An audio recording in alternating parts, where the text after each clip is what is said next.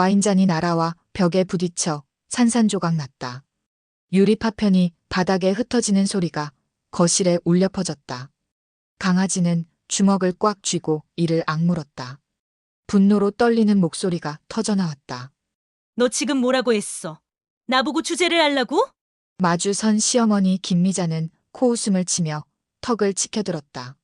손가락으로 하진을 가리키며 목소리를 높였다.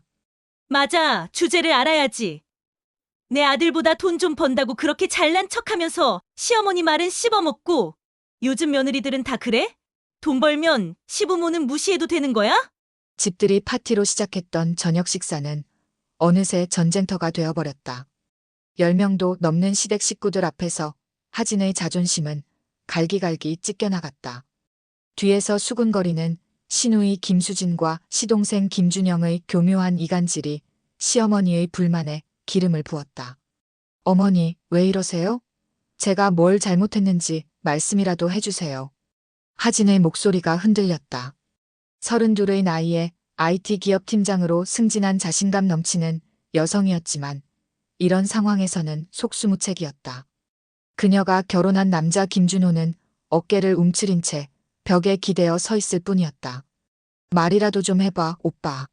하진의 애원에도 준호는 입을 열지 않았다. 디자인 회사 과장이라는 직함이 무색하게 자신보다 연봉이 많은 아내와 어머니 사이에서 그저 눈치만 보고 있었다. 준호 씨. 하진은 결혼 전 준호의 모습을 떠올렸다.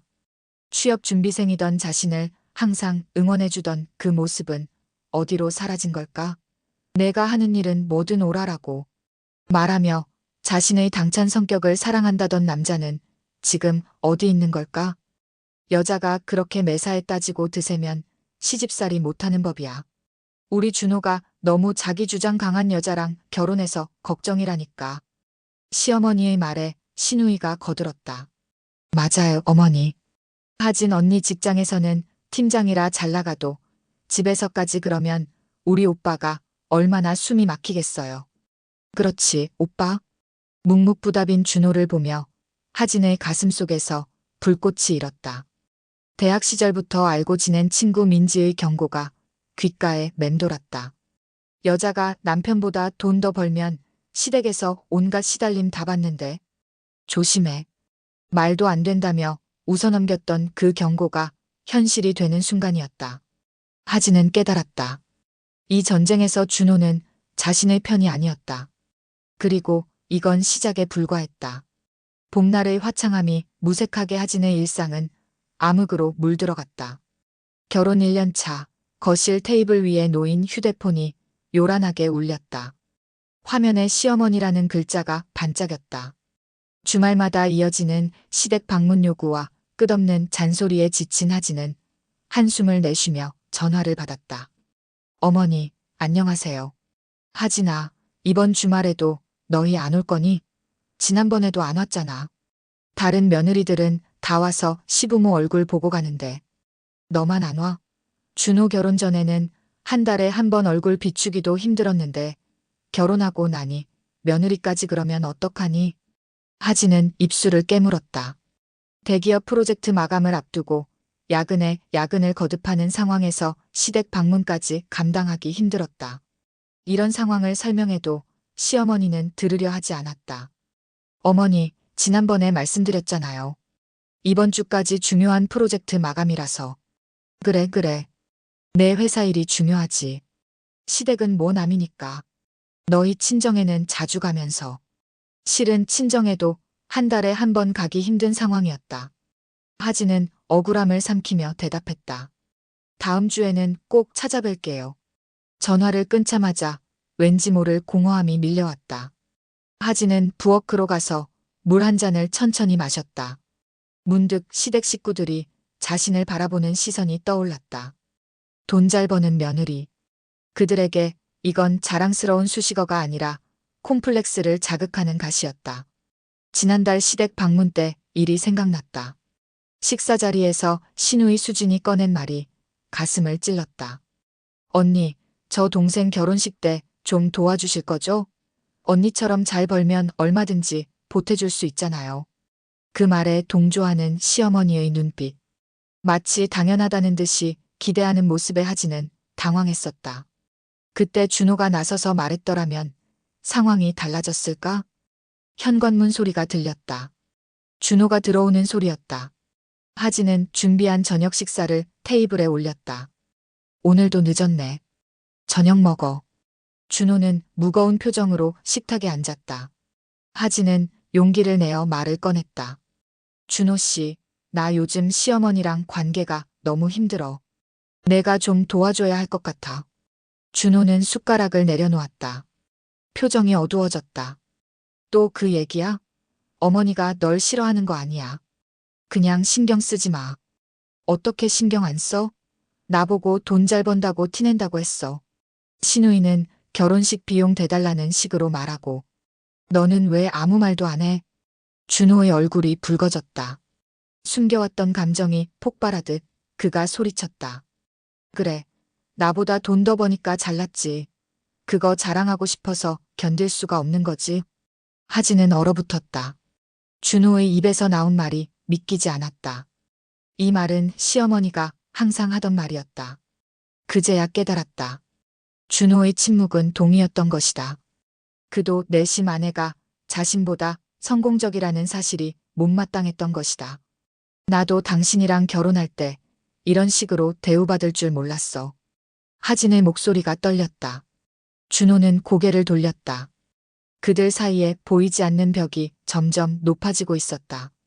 여름의 끝자락 하진은 퇴근길에 회사 근처 카페에 들렀다. 창가에 앉아 아이스 아메리카노를 마시며 생각에 잠겼다. 주말마다 반복되는 시댁 방문은 이제 고문과도 같았다. 준호와의 관계도 예전 같지 않았다. 사소한 말다툼이 늘어났고 대화는 줄어들었다. 여기 자리 있나요? 낯선 목소리에 고개를 들자 준호의 회사 후배라는 이수정이 서 있었다. 하진은 무심코 고개를 끄덕였다. 강 팀장님 맞죠? 준호 선배님 아내분. 한 번 뵌 적 있어요. 이수정은 커피를 한 모금 마시더니 미소를 지었다. 부드러운 말투와 달리 눈빛에 은근한 도발이 느껴졌다. 하진은 본능적으로 경계심이 들었다. 요즘 준호 선배 많이 바쁘시죠? 회사에서도 늦게까지 계시던데. 하진은 눈썹을 찡그렸다. 준호가 야근한다는 말은 들은 적 없었다. 자신이 야근할 때면 준호는 항상 집에 먼저 가 있었다. 이수정의 말에 의구심이 들었지만 더 캐묻지 않았다. 다음 날 아침 준호의 가방에서 떨어진 영수증을 발견했다. 로얄 호텔 라운지 바. 어제 밤 10시 30분. 하진이 분명 11시에 귀가했을 때 준호는 이미 잠들어 있었다. 의심의 실마리가 보이기 시작했다. 저녁 식사 자리 하진은 용기를 내어 물었다. 요즘 회사에서 야근 많이 해? 준호는 당황한 기색 없이 대답했다. 가끔. 왜? 그냥. 혹시 이수정 씨랑 자주 만나? 준호의 손이 잠시 멈칫했다. 눈빛이 흔들렸다. 업무적으로 가끔. 갑자기 왜 그런 걸 물어? 하진은 더 캐묻지 않았다. 대신 다음 날부터 준호의 행적을 확인하기 시작했다. 퇴근 시간이 지났는데도 회사에 없다는 것, 주말에 갑자기 생긴다는 중요한 미팅, 그리고 자주 바뀌는 비밀번호. 모든 정황이 수상했다. 준호의 생일을 맞아 시어머니가 직접 상을 차리겠다며 하진의 집에 왔다. 신우이와 시동생도 함께였다. 하진은 억지로 미소를 지으며 그들을 맞이했다. 어머, 우리 며느리 이렇게 고급스러운 아파트에 사는구나. 역시 돈 잘 버는 티가 나네. 시어머니의 말투에는 항상 가시가 숨어 있었다. 하진은 참는 법을 배워야 했다. 하지만 오늘만큼은 견디기 힘들었다.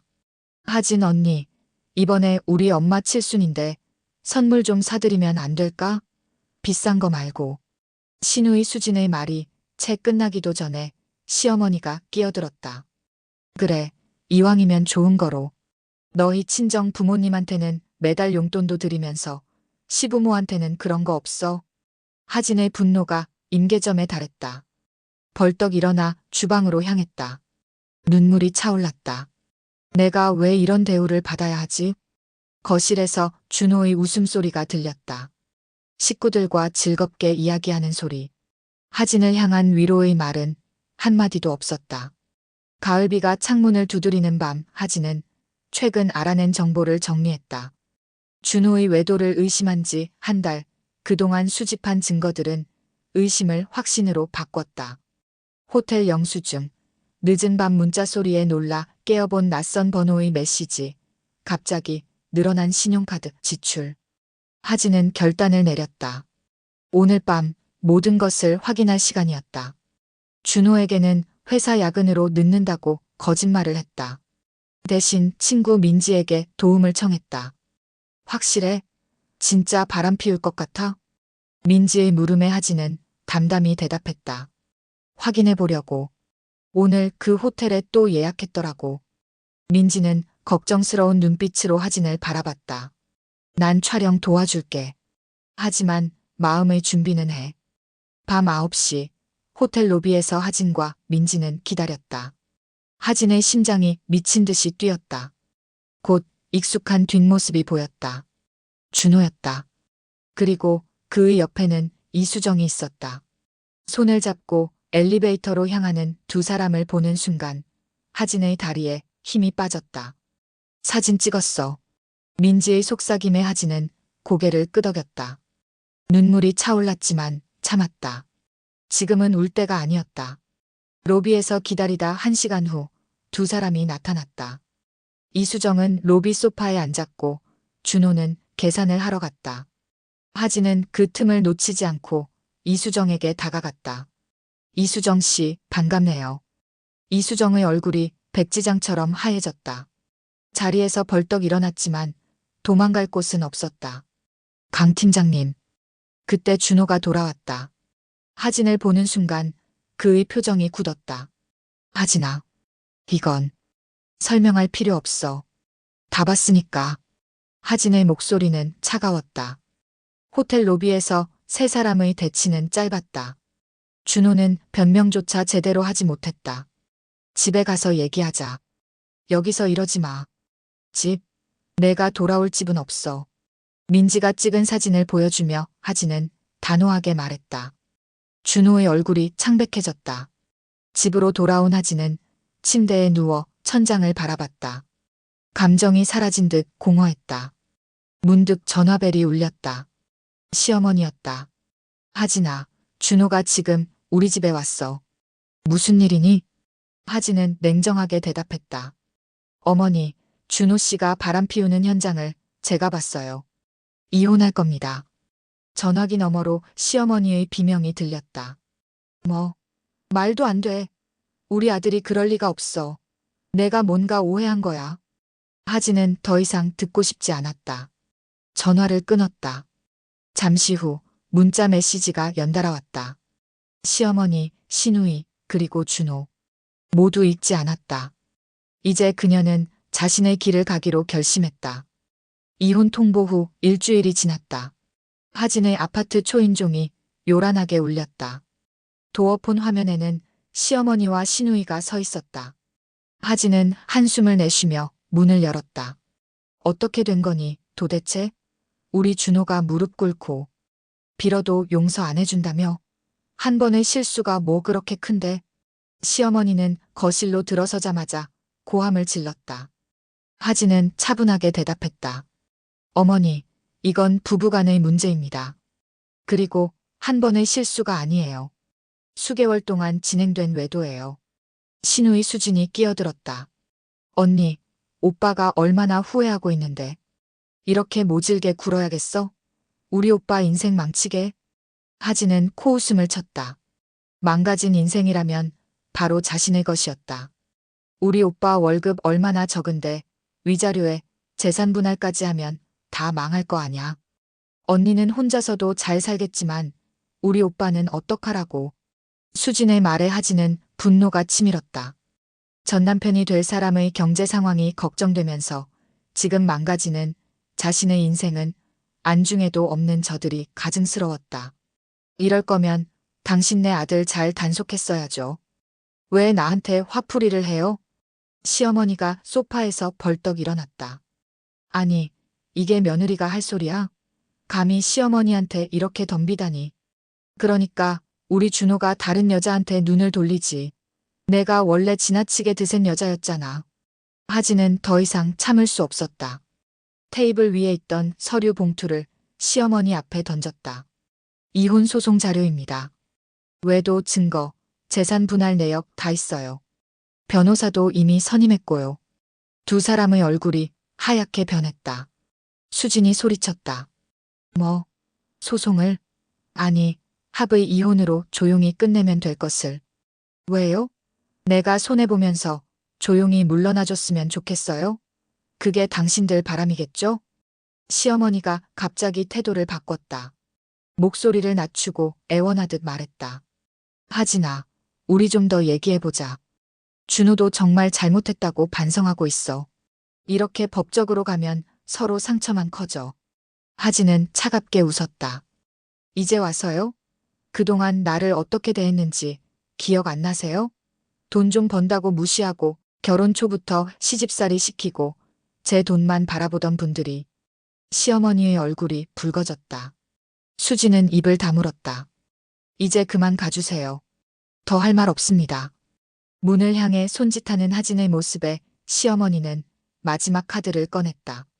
내가 그렇게 독하게 나오면 우리도 가만히 있지 않을 거야. 준호가 너 회사에 찾아가서 난리 피울 수도 있어. 그럼 내 직장 동료들 앞에서 창피당하는 건 너야. 하진은 섬뜩한 미소를 지었다. 협박이세요? 해보세요. 그럼 업무방해로 고소하면 되겠네요. 문이 닫히자 하진은 벽에 기대 깊은 숨을 내쉬었다. 이제 돌이킬 수 없는 강을 건넜다. 겨울의 문턱 하진은 이혼 소송을 진행하며 정신적으로 지쳐갔다. 외도 증거가 확실했음에도 준호와 시댁은 끝까지 버텼다. 하진이 과도한 위자료를 요구한다며 맞대응했고 매일같이 시어머니의 전화 폭탄과 준호의 찾아옴이 반복됐다. 그날 밤 하진은 회사 야근을 마치고 귀가했다. 현관문을 열자 불이 꺼진 거실에서 인기척이 느껴졌다. 불을 켜자 소파에 앉아있는 준호가 보였다. 어떻게 들어온 거야? 하진의 질문에 준호는 비틀거리며 일어났다. 술 냄새가 진동했다. 내 집인데 왜 못 들어와? 내가 얼마나 여기에 돈 들였는데. 하진은 한숨을 쉬었다. 아파트는 하진이 대부분의 자금을 내고 준호 이름으로 등기한 것이었다. 법적으로는 공동재산이었지만 실질적 기여도는 하진이 훨씬 컸다. 이제 내 집 아니야. 나가. 넌 나 없으면 어떻게 살 거야? 혼자서 뭘 할 수 있다고. 준호의 눈빛이 위험하게 번뜩였다. 하진은 휴대폰을 꺼내 경찰에 신고할 태세를 취했다. 당장 나가지 않으면 신고할 거야. 그 순간 준호가 하진의 손목을 낚아챘다. 아픔에 하진이 비명을 질렀다. 그렇게 몸싸움이 벌어졌고 결국 경찰이 출동했다. 가정폭력 신고로 준호는 경찰서로 연행됐다. 다음 날 하진은 회사에 휴가를 내고 병원에 갔다. 손목의 타박상과 전신의 피로감으로 의사는 입원을 권했다. 병실에 누워 천장을 바라보는데 문득 눈물이 흘렀다. 이게 내 결혼 생활의 끝인가? 눈을 감고 있는데 병실 문이 열리는 소리가 들렸다. 대학 동창 유민지였다. 하진아, 괜찮아? 민지는 하진의 손을 잡았다. 친구의 따스한 손길에 하진은 참았던 감정을 쏟아냈다. 다 망쳤어. 내 인생. 무슨 소리야? 넌 언제나 강했잖아. 이 정도로 무너질 사람 아니야. 민지는 과일을 깎으며 말을 이었다. 근데 요즘 난 꽃집 시작했거든. 도움이 필요해서 말인데. 회사 계속 다닐 거야? 하진은 잠시 생각에 빠졌다. 이혼 후에도 같은 회사를 다니며 매일 아침 준호의 외도 상대를 마주할 생각을 하니 숨이 막혔다. 글쎄, 아직 모르겠어. 내가 제안할 게 있어. 꽃과 커피를 함께 파는 플라워 카페 어때? 넌 경영 능력 있고 난 꽃 다룰 줄 알고. 우리가 동업하면 대박 날 것 같아. 하진은 처음에는 웃어넘겼지만 민지의 열정적인 설명을 들으며 새로운 가능성이 보였다. 회사를 그만두고 새로운 도전을 한다는 것은 두렵지만 그동안의 인생처럼 안정 속에 불행할 바에는 모험 속에 행복을 찾고 싶었다. 생각해 볼게. 병실 창문으로 들어오는 햇살이 하진의 얼굴을 비췄다. 어쩌면 이 시련이 새로운 시작일지도 모른다는 생각이 들었다. 2년 후 봄이 한창인 강남의 거리. 꽃향기와 커피향이 어우러진 블룸앤브루 플라워 카페는 문전성시를 이루고 있었다. 하진은 카운터에서 손님들을 응대하며 연신 미소를 지었다.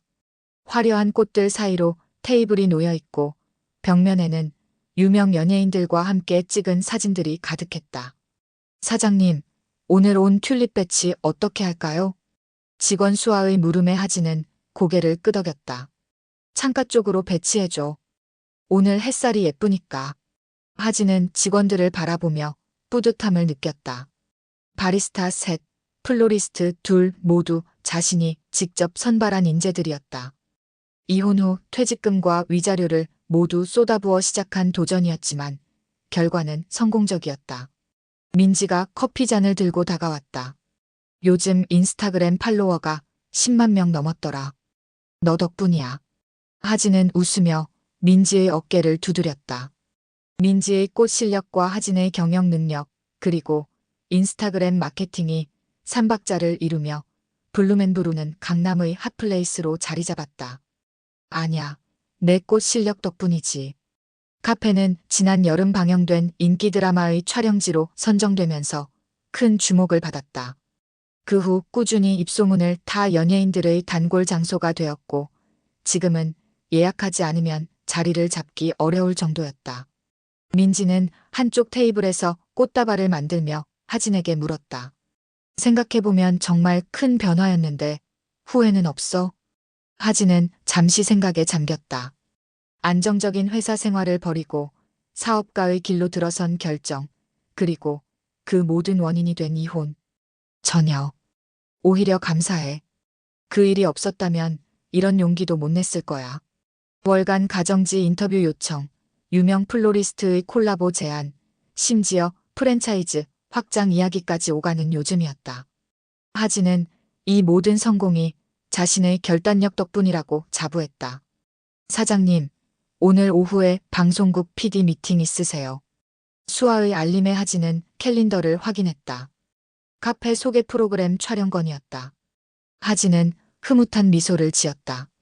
얼마나 많은 사람들이 이 성공 스토리를 듣고 싶어 하는지. 점심시간이 지나고 잠시 한가해진 틈에 하진은 매장 구석구석을 살폈다. 따스한 봄 햇살 아래 꽃들이 빛나고 손님들은 담소를 나누며 커피를 즐기고 있었다. 카페 한쪽 벽면에는 첫 오픈날 찍은 사진이 걸려 있었다. 불안하지만 설레는 표정의 자신과 민지. 사장님, 이거 어떻게 할까요?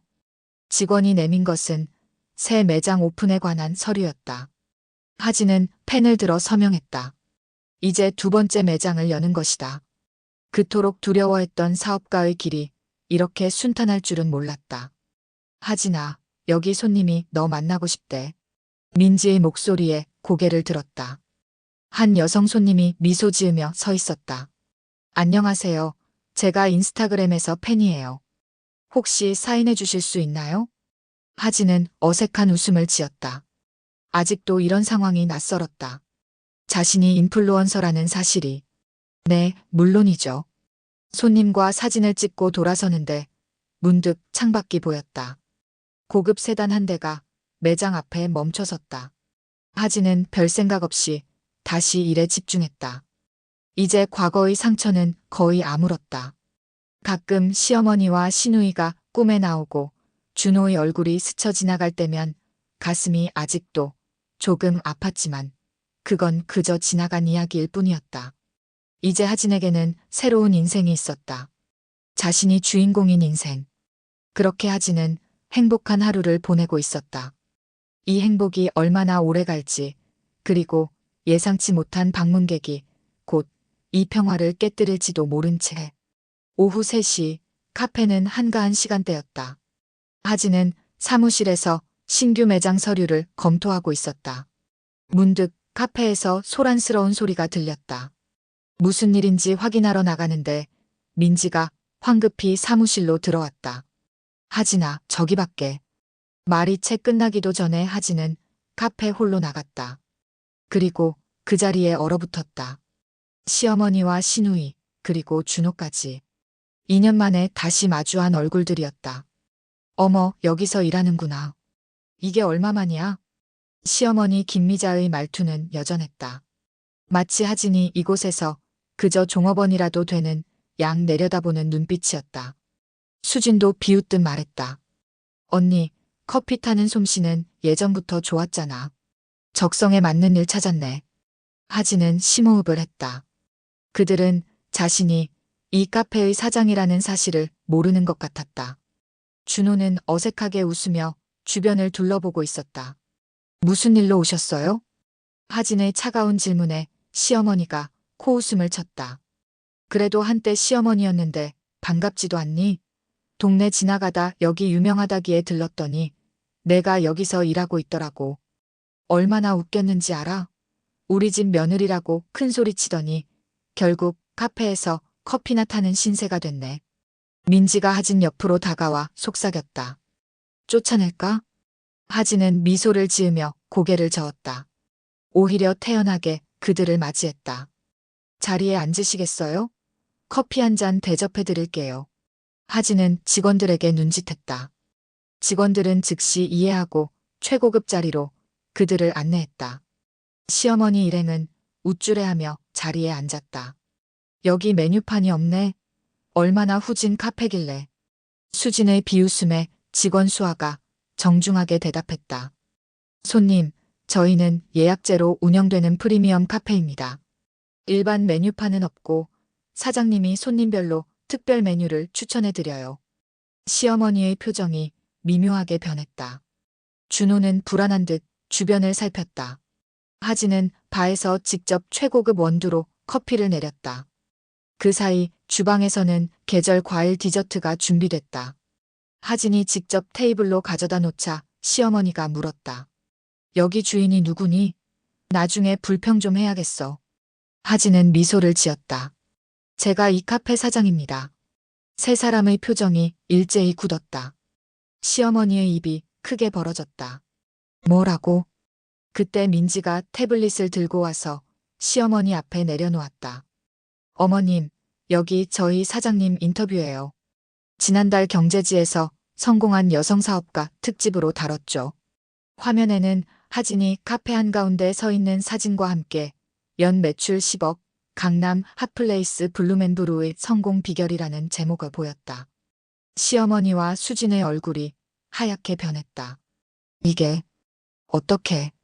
하진은 평온한 목소리로 말했다. 이혼 후에 회사 그만두고 친구와 함께 창업했어요. 덕분에 지금은 두 번째 매장도 준비 중이고요. 직원들이 모두 하진을 향해 존경의 눈빛을 보내는 것을 보며 시어머니 일행은 어찌할 바를 모르는 듯했다. 수진은 자리에서 일어났다. 우리 그만 가자, 엄마. 하진은 그들을 배웅했다. 문 앞에서 준호가 뒤돌아 하진에게 말했다. 하진아, 잠깐 이야기 좀 할 수 있을까? 하진은 고개를 저었다. 할 말 없어요. 당신 인생 잘 사세요. 준호가 떠난 후 민지가 다가와 하진의 어깨를 두드렸다. 어땠어? 속이 시원하지? 하진은 미소를 지었다. 가슴속에 쌓여있던 묵은 감정이 씻겨 내려가는 느낌이었다. 그동안 내가 부족했던 줄 알았는데 아니었구나. 그냥 그들이 작았던 거야. 그날 저녁 하진은 카페 옥상에서 별을 바라보며 생각했다. 과거의 상처가 오히려 자신을 더 강하게 만들었다는 것을. 두렵던 사업가의 길이 이토록 빛날 줄은 몰랐다. 남들이 버렸다고 생각한 인생이 사실은 새로운 시작이었다. 오늘의 이야기는 여기까지입니다. 여러분의 구독과 좋아요는 영상 제작에 큰 힘이 됩니다. 구독과 좋아요 부탁드립니다.